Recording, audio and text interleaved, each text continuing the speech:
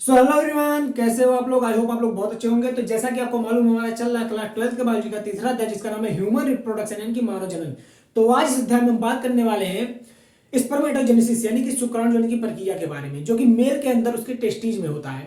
अब ये शुक्राणु जनन होता किस तरीके से हुए, इनका नियंत्रण कौन करता है, आज हम इसको देखने वाले हैं। तो याद रखिएगा, जो स्पर्मेटोजेनेसिस यानी कि शुक्राणु जनन की प्रक्रिया होती है एक मेल टेस्टिज के अंदर, उसका नियंत्रण करते हैं कुछ हार्मोन्स, और इसको हम बोलते हैं हार्मोनल कंट्रोल। अब ये किस तरीके से होता है, कौन कौन से हार्मोन्स कंट्रोल करते हैं इस पूरे प्रोसेस को, हम सबसे पहले इसको देखेंगे और देन हम बात करेंगे किसकी, स्पर्मेटोजेनेसिस यानी कि शुक्र जनन की प्रक्रिया को। तो आप लोग इस सेशन के लास्ट तक बने रहिएगा, जिससे कि आपको हर एक बात अच्छी तरीके से समझ में आ जाए। तो चलिए शुरुआत करते हैं आज के इस सेशन की। तो फर्स्ट ऑफ ऑल आपको क्या जानना है, किस तरीके से ये जो शुक्रजनन यानी कि स्पर्मेटोजेनेसिस की प्रक्रिया होती है, ये कंट्रोल कैसे होती है। तो मैंने आपको बताया कि इसको कंट्रोल कौन करता है, हार्मोन्स कंट्रोल करते हैं, जो कि हमारे बॉडी के अंदर बनते हैं। अब याद रखिएगा, आपके मस्तिष्क का एक भाग होता है जिसको हम बोलते हैं हाइपोथैलेमस। क्या बोलते हैं, हाइपोथैलेमस। अब जो हाइपोथैलेमस होता है ये कहां पर होता है, आपके ब्रेन के अंदर होता है।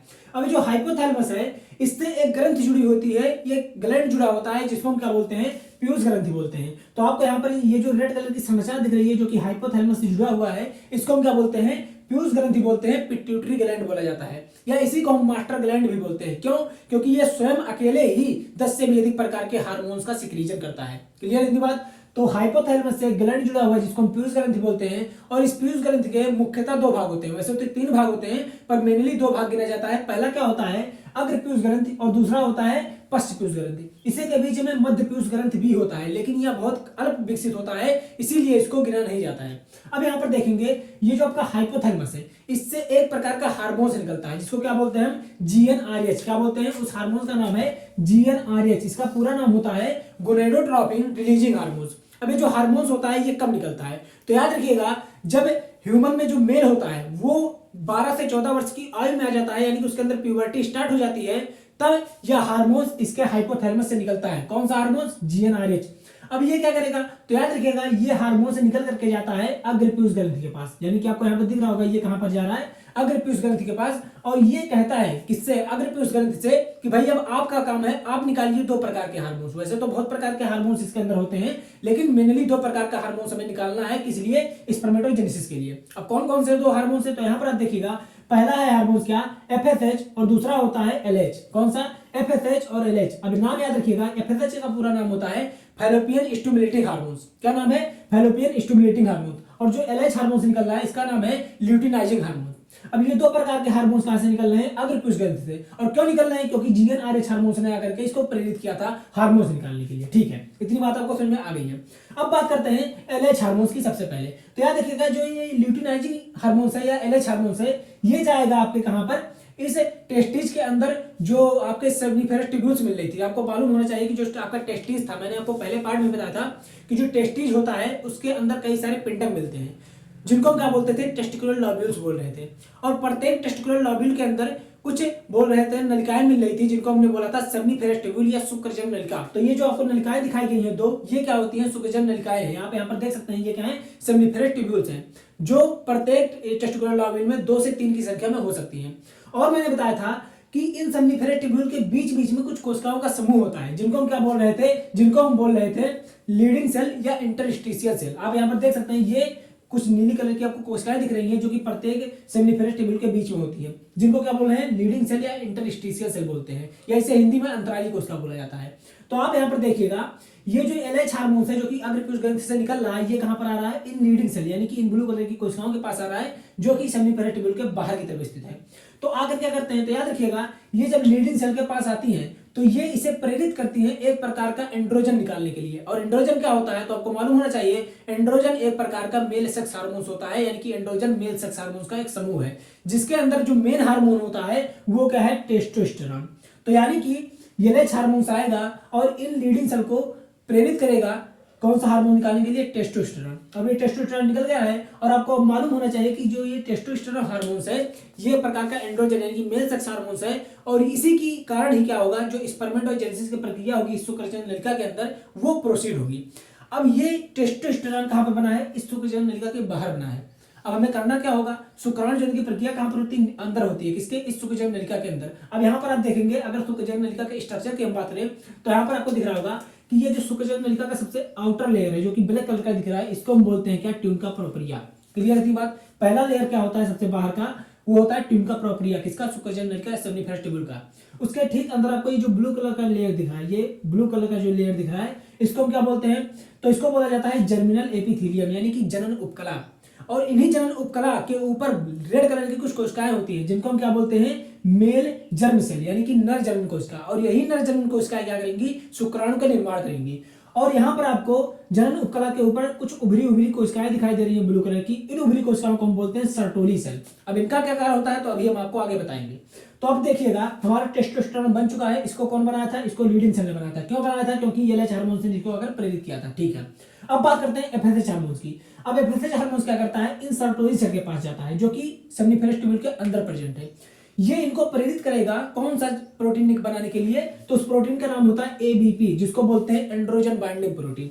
अब ये जो एंड्रोजन बाइंडिंग प्रोटीन बना है किसके द्वारा, सर्टोली सेल के द्वारा, ये क्या करेगा, कहीं ना कहीं इस टेस्टोस्टेरोन को अपने ऊपर अटैच कर लेगा, जोड़ लेगा। और जोड़ने के बाद इसको कहां पर ले जाएगा, इस सेमनीफेरस ट्यूब्यूल के अंदर, यानी कि इसको इसके अंदर ले जाएगा। क्लियर थी बात। तो एफएसएच ने सर्टोली सेल को अगर प्रेरित किया कौन सा प्रोटीन बनाने के लिए, एंड्रोजन बाइंडिंग प्रोटीन। आपका नाम भी पता चल रहा होगा एंड्रोजन, कहीं ना कहीं एंड्रोजन इससे बाइंड होगा यानी कि टेस्टोस्टेरोन इससे जाकर जुड़ेगा और ये पहुंच जाएगा इस सेमनीफेरस ट्यूब्यूल के अंदर। तो ये सारी प्रकार की क्या होती है, आपका हार्मोनल कंट्रोल होता है। अब आपको मालूम होना चाहिए कि टेस्टोस्टेरोन इस सेमनीफेरस ट्यूब्यूल के अंदर पहुंच चुका है। अब होना क्या है, तो अब ये जो आपका नर जर्म कोशिका है या मेल जर्म सेल है, ये इसके संपर्क में आएंगी और स्टार्ट करेंगी कौन सा प्रोसेस, स्पर्मेटोजेनेसिस यानी कि शुक्रजनन की प्रक्रिया को। तो ये आप लोग अच्छी तरीके से पूरा का पूरा हार्मोनल कंट्रोल याद रखेंगे। अब आइए बात करते हैं किस तरीके से शुक्रजनन या शुक्राणु के निर्माण की प्रक्रिया होती है। तो आप लोग अब यहाँ पर देखिएगा, हमारा जो टेस्टोस्टेरोन हार्मोन है वो सेमनीफेरस ट्यूब्यूल के अंदर आ चुका है। अब ये रेड कलर की जो आपको मेल जर्म सेल दिख रही होंगी या नर जर्म कोशिकाएं दिख रही होंगी जो कि जर्मिनल एपिथेलियम के ऊपर प्रेजेंट है, ये जैसे ही इसके संपर्क में आएंगी, इसके टेस्टोस्टेरोन के संपर्क में, ये तुरंत करना शुरू कर देंगी विभाजन। तो आप यहाँ पर अब आगे का स्टेप देखिएगा, ये आपको दिख रहा होगा जर्मिनल एपिथेलियम। ये क्या है, जर्मिनल एपिथेलियम, जैसा कि मैंने आपको यहाँ पर दिखाया कि ये जर्मिनल एपिथेलियम की लेयर थी। अब इस जर्मिनल एपिथेलियम के ऊपर जो कोशिकाएं मिलती है उनको क्या बोलते हैं, मेल जर्म सेल यानी कि नर जर्म कोशिका। अब ये नर जर्म कोशिका किसके संपर्क में आई है, टेस्टोस्टेरोन के संपर्क में आ गई है। अब जब ये टेस्टोस्टेरोन के संपर्क में आती है तो ये करती है समसूत्री विभाजन। क्या करती है, समसूत्री विभाजन यानी कि मिटोटिक सेल डिवीजन करती है, जिससे क्या होता है, प्राइमरी जर्म सेल बनता है। प्राइमरी जर्म सेल बनता है जिसको हिंदी में बोलते हैं प्राथमिक जनन कोशिका। अब जो प्राथमिक जनन कोशिका है ये कैसा है, तो याद रखिएगा ये द्विगुणित होता है, डिप्लॉइड होता है। क्यों, क्योंकि अभी तक इसमें किसी प्रकार का मियोसिस यानी कि अर्धसूत्री विभाजन नहीं हुआ है, इसीलिए ये कैसे होते हैं, डिप्लॉइड होते हैं। यानी कि इनमें जो नंबर ऑफ क्रोमोसोम है वो 46 होता है, यानी कि 46 गुणसूत्र इसमें प्रेजेंट है। ठीक है, अब होगा क्या, अब ये जो प्राइमरी जर्म सेल बन चुका है किससे बना है, मेल जर्म सेल से, समसूत्री विभाजन के द्वारा। अब फिर से इसमें होगा समसूत्री विभाजन। तो जब समसूत्री विभाजन पुनः से होता है तो इससे क्या बन जाता है, शुक्राणु जनक कोशिका, जिसको स्पर्मेटोगोनिया बोलते हैं। अब स्पर्मेटोगोनिया द्विगुणित होगा या अगुणित होगा। अब मालूम होना चाहिए कि भाई समसूत्री विभाजन हुआ तो जाहिर सी बात है कैसा होगा, द्विगुणित होगा, डिप्लॉइड होगा। अब होगा क्या, अब शुक्रजनक कोशिका हमारा बन चुका है यानी कि स्पर्मेटोगोनिया बन चुका है। अब स्पर्मेटोगोनिया में होगा आकार में वृद्धि, यानी कि पहले विभाजन होगा, फिर वृद्धि होगा, फिर विभाजन होता है। तो याद रखिएगा, अब इस शुक्राणु कोशिका में होगा क्या, वृद्धि। अब वृद्धि जब होगा तो इससे बन जाएगा जो संरचना, उसको हम बोलते हैं प्राथमिक शुक्राणु कोशिका, ऐसी को प्राइमरी स्पर्मेटोसाइट बोलते हैं। क्लियर थी बात। अब यहाँ पर आप देख रहे होंगे कि ये प्राइमरी जर्म सेल जो था यानी कि प्राथमिक जनन कोशिका थी, इसमें समसूत्री विभाजन यानी कहीं ना कहीं विभाजन हुआ, जिससे शुक्राणु जनक कोशिका या स्पर्मेटोगोनिया बना। तो ये विभाजन हो रहा है कहां पर, प्राइमरी जर्म सेल में, और ये बना रहा है क्या, स्पर्मेटोगोनिया। तो यहां से यहां तक का जो पूरा प्रोसेस होता है इसको हम बोलते हैं गुणन परावस्था। गुणन माने होता है विभाजन, यानी कि मल्टीप्लिकेशन में कहीं ना कहीं इसमें विभाजन हो रहा है। ठीक है, अब जो आपका स्पर्मेटोगोनिया है इसमें क्या हो रहा है, आकार में वृद्धि हो रहा है। तो कहीं ना कहीं ये क्या कहलाएगा, वृद्धि प्रावस्था कहलाएगा, यानी कि इसमें कहीं ना कहीं वृद्धि हो रहा है। अब यहाँ पर देखेंगे तो प्राथमिक शुक्राणु कोशिका जो आपका बन चुका है, प्राइमरी स्पर्मेटोसाइट बन चुका है, अब इसमें होगा अर्धसूत्री विभाजन। और आपको मालूम होना चाहिए कि अर्धसूत्री विभाजन जो होता है वो 2 स्टेप में होता है, एक होता है अर्धसूत्री फर्स्ट और दूसरा होता है अर्धसूत्री सेकंड। तो अर्धसूत्री फर्स्ट यानी कि मियोसिस फर्स्ट जब होगा तो इसमें क्या हो जाएंगे, जो नंबर ऑफ क्रोमोसोम होंगे वो आधे हो जाएंगे, यानी कि कहीं ना कहीं 46 क्रोमोसोम थे तो यहाँ पर कितने हो जाएंगे, 23 हो जाएंगे। और इससे जो संरचना बनती है मियोसिस फर्स्ट के द्वारा, इसको हम बोलते हैं द्वितीयक शुक्राणु कोशिका या सेकेंडरी स्पर्मेटोसाइट। क्लियर इतनी बात। अब ये सेकेंडरी स्पर्मेटोसाइट जो बना है इसमें होगा मियोसिस सेकंड यानी कि दूसरा अर्धसूत्री विभाजन होगा और इससे जो संरचना बनेगी इसको हम बोलेंगे शुक्राणु पूर्व कोशिका या स्पर्मेटिड्स बोलेंगे। ये अभी स्पर्म नहीं बना है, स्पर्मेटिड बना है, शुक्राणु पूर्व कोशिका बना है। अब आप ध्यान दीजिएगा, ये जो शुक्राणु पूर्व कोशिका है कैसा है, एगोनिथ है, एम्प्लॉयड है, इस बात को आप लोग याद रखेंगे। अब आप देखिएगा मेल जर्म सेल से शुक्राणु पूर्व कोशिका यानी कि स्पर्मेटिड बनने की तक की जो पूरी प्रोसेस होती है इसको हम क्या बोलते हैं, तो इसको याद रखिएगा, इस पूरे प्रोसेस को यानी कि मेल जर्म सेल से स्पर्मेटिड बनने की पूरी प्रोसेस को क्या बोलते हैं, हम शुक्राणु परसुजन बोलते हैं यानी कि स्पर्मेटिडोजेनेसिस बोलते हैं। तो आपको कहीं ना कहीं मालूम चल रहा होगा कि जो शुक्रजनन है या स्पर्मेटोजेनेसिस है ये इसके दो भाग में बटा होता है। पहला क्या होता है, पहला होता है स्पर्मेटिडोजेनेसिस जिसको हम बोलते हैं शुक्राणु परसुजनन। क्यों, क्योंकि कहीं ना कहीं इसमें जो मेल जर्म सेल था वो क्या बना रहा है, स्पर्मेटिड बना रहा है जो कि गोल संरचना होती है। अब ये क्या करेगा, जो स्पर्मेटिड है इसमें कुछ होगा रूपांतरण यानी कि इसका रूप परिवर्तन होगा और जब रूप परिवर्तन होगा तो ये चेंज हो जाएगा किसमें, शुक्राणु में यानी कि स्पर्म्स में।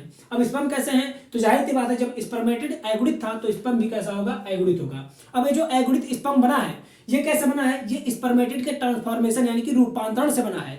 तो याद रखिएगा शुक्राणु पर पूर्व कोशिका के रूपांतरण से जो शुक्राणु बन रहा है इस पूरे प्रोसेस को हम क्या बोलते हैं, शुक्राणु जनन या स्पर्मियोजेनेसिस बोलते हैं।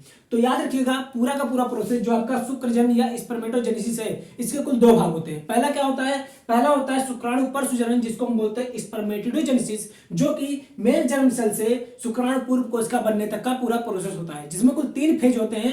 पहला होता है गुणन प्रावस्था, दूसरा होता है वृद्धि प्रावस्था और तीसरा होता है परिपक्वन प्रावस्था। क्लियर सी बात। और जो दूसरी अवस्था होती है शुक्रजनन की उसको हम बोलते हैं स्पर्मियोजेनेसिस जिसको बोला जाता है हिंदी में शुक्राणु जनन। इसमें क्या होता है, जो शुक्राणु पूर्व कोशिका बनी है गोल आकार की होती है उसमें कुछ रूपांतरण होता है, उसके आकार में परिवर्तन होता है और ये चेंज हो जाता है किसमें, स्पर्म यानी कि शुक्राणु में। तो ये पूरा का पूरा प्रोसेस था आपका और ये हार्मोनल कंट्रोल भी आपको मैंने बता दिया है। तो आई होप आपको सारी बातें शुक्रजनन या स्पर्मेटोजेनेसिस की समझ में आई होंगी। और अगर आपको सारी बातें समझ में आई है तो सेशन को लाइक कीजिएगा, चैनल पर नए तो चैनल को सब्सक्राइब जरूर कीजिएगा। तो फिर मिलेंगे अगले सेशन में।